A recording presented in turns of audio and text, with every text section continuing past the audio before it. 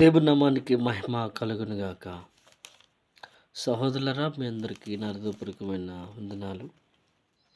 మరొక విషయాన్ని మీ ముందు ఉంచడానికి మీ ముందుకు వచ్చాను.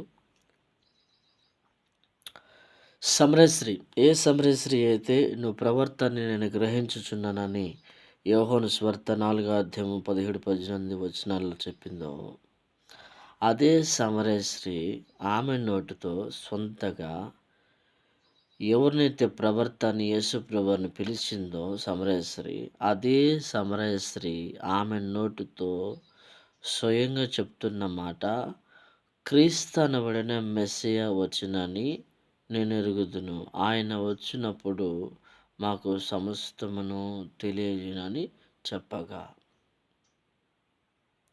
చూడండి, ఆ మాటను మనం చూసినట్టయితే యోహాను సువార్త 4వ అధ్యాయం 25వ వచనంలో రాయబడి ఉంది. ఆ ఊరిలో ఉన్న వారి మొత్తాన్ని కూడా యేసు ప్రభువారు ముందుకు తీసుకుని వచ్చింది. ఆ ఊరిలో ఉన్న జనసమూహం సమరయులు అందరినీ కూడా, ఒకరిని ఇద్దరిని కాదు, ఆ సమరయ ప్రాంతంలో ఎందరైతే సమరయులు ఎవరి కోసమైతే ఎదురు చూస్తున్నారో, సమరయ ప్రాంతం ఎవరి కోసమైతే ఎదురు చూస్తుందో, ఆ సమరయుడు క్రీస్తు అనబడిన మెస్సయ్య,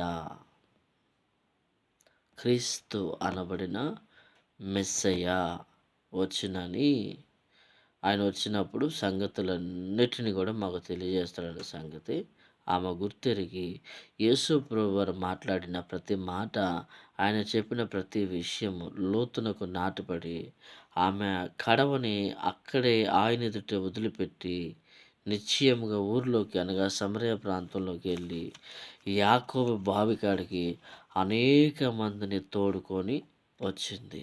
ఇప్పుడు మీరు దీన్ని ఏమంటారు? చాలామంది యేసు ప్రభువుని ప్రవర్త అంటున్నారు. ప్రవర్త అనే నోటితో పలికిన వ్యక్తే మళ్ళీ క్రీస్తు అనబడిన మెస్సయ్య. మెస్సయ్య అంటే రక్షకుడు.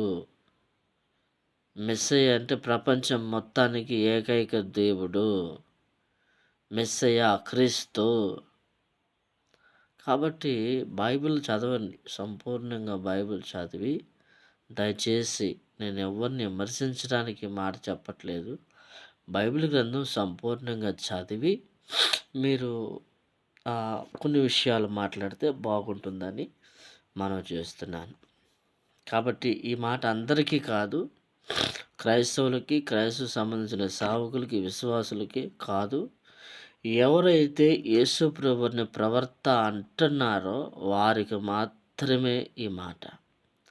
ప్రవర్త అని సమరయశ్రీ నువ్వు ప్రవర్తని గ్రహించుచున్నాను అంది. అదే సమరయశ్రీ క్రీస్తు అనబడిన మెస్సయ్య, అనగా లోక రక్షకుడు అని ఆ నోటితో ఒప్పుకుంది. కాబట్టి దయచేసి యేసు ప్రభువు ప్రవర్త కాదు, ఆయన నిజమైన దేవుడు, పరిశుద్ధుడు.